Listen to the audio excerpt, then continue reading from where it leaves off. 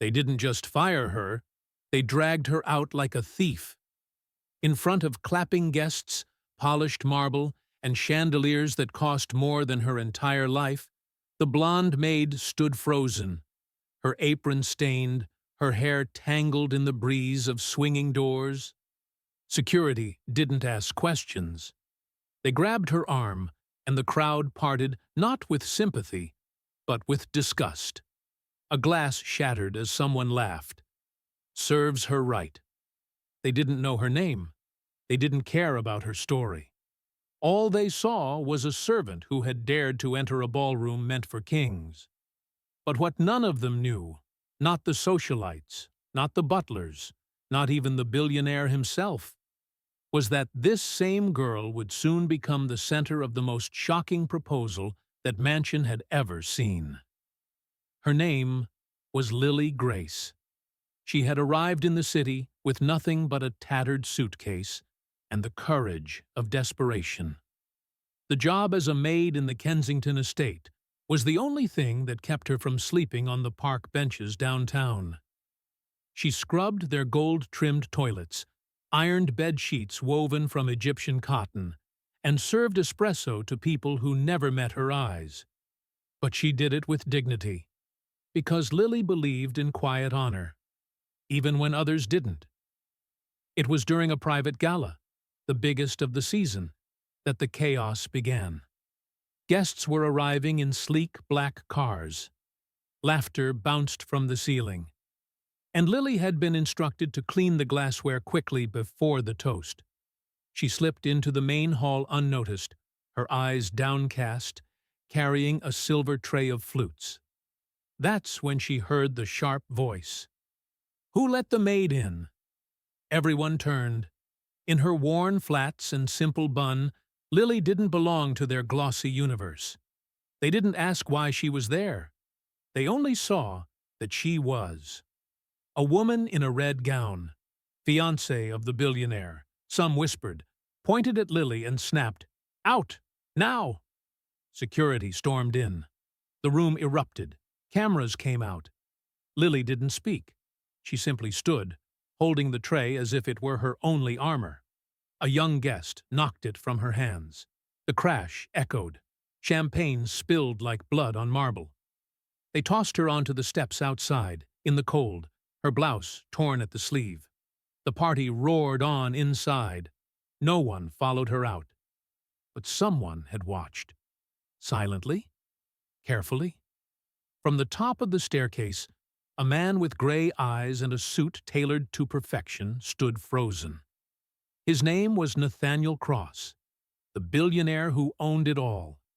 And as he watched Lily tremble in the streetlight, something in him cracked. But Lily didn't wait to see who had witnessed her fall. She ran, past the hedges she used to trim, past the iron gates she once polished with pride. Her heart pounding, not from shame, but from the taste of something worse, being forgotten like trash. She didn't cry until she reached the bus stop. Not for the crowd, not for the camera flashes, but for the silent voice inside that whispered, "You deserved better." As the city lights blurred behind her tears, the first drop of rain landed on her sleeve. And far behind her, back in the ballroom filled with gold and glitter, a billionaire turned his back on the music. He wasn't smiling anymore. And the next time Lily Grace entered that mansion, she wouldn't be a maid. She'd be wearing a ring. The next morning, the city woke up to photos splashed across tabloids and gossip blogs. "Maid crashes gala. Billionaire's fiancé orders humiliating scene." Lily's face was barely visible, just a blur of blonde caught in motion, surrounded by disgust. But no one knew her name. Not yet.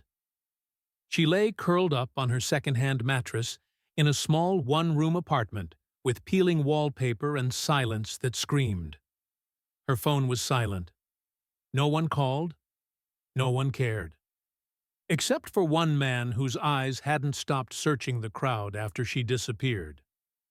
Nathaniel Cross, a man worshipped by business magazines and envied by heirs, sat alone in his study that morning. He was supposed to be preparing for a press briefing about a new skyscraper. Instead, he was watching the surveillance footage, frame by frame, watching her composure, her silence, the pain behind her eyes as she was dragged out. He didn't know her name either, but the dignity in her silence haunted him more than the noise of every deal he'd ever closed. She hadn't fought back, hadn't begged, and that gnawed at him. For the next few days, Lily went back to cleaning, this time cheap diners and grocery floors. She kept her head low and her schedule packed. Not to stay busy, but to stay distracted. Because the deeper ache was not that she had been fired. It was that it had happened so publicly. That no one had stood for her. That her entire being had been reduced to one title, Maid, and thrown away. But fate had already started shifting. Because that very week, Nathaniel Cross canceled his engagement. Quietly. Discreetly. The news hit gossip circles like wildfire. Fiancé replaced? Cold feet? But no one knew the truth. No one but Nathaniel. And Lily? She didn't even hear the news. She didn't have time for billionaire rumors. She had bills to pay, and no space left for daydreams. Until a black car pulled up outside the diner where she was mopping floors. A man in a dark coat stepped in, asked for her by name. Lily froze. "I don't know who you are," she said carefully, heart pounding. He smiled softly. "You will."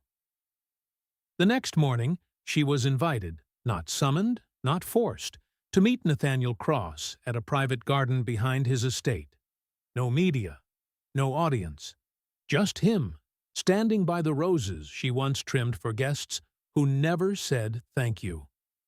He didn't speak first, just looked at her, not with the eyes of a master to a servant, but as someone who had woken from a lifetime of looking away. And for the first time, Lily saw it. Not pity in his face, but respect. That moment didn't change everything, but it opened the door. He didn't offer her charity. He offered her a job, not as a maid, but as the official coordinator for his foundation's upcoming gala for orphans, something she once quietly dreamed of helping with. Lily blinked. Her fingers trembled. And deep in her gut, something whispered, "This isn't a second chance. This is the beginning." The ballroom looked different now. Not because the chandeliers had changed, but because Lily Grace was standing under them in heels she bought with her first official paycheck. The same crowd who once scoffed at her didn't recognize her anymore. She wore a navy blue dress, simple but elegant, her blonde hair tucked neatly behind her ears. She wasn't serving drinks tonight. She was directing the event. The foundation gala was for orphaned children, and she had poured her heart into every detail. From the candlelit centerpieces to the handwritten name cards, every choice reflected the girl who once cleaned those very corners, in silence. And Nathaniel Cross? He didn't hover. He didn't flaunt. He watched her from afar, a quiet figure in a tailored suit, proud in ways that words couldn't explain. He had seen the world's most powerful people grovel at his feet, but none had carried themselves like Lily did that night, graceful, firm, invisible no more. But the whispers began. "Isn't that? She looks like the maid who was thrown out. Wait, she's running this?" The guests didn't know how to reconcile the woman before them with the memory of the girl humiliated weeks ago. Some avoided eye contact. Others smiled awkwardly. But Lily didn't waver. Her voice stayed calm. Her steps deliberate. She had learned something powerful. When you stop shrinking, the room either grows with you or gets uncomfortable. Midway through the evening, An unexpected delay in the program occurred. A missing performer.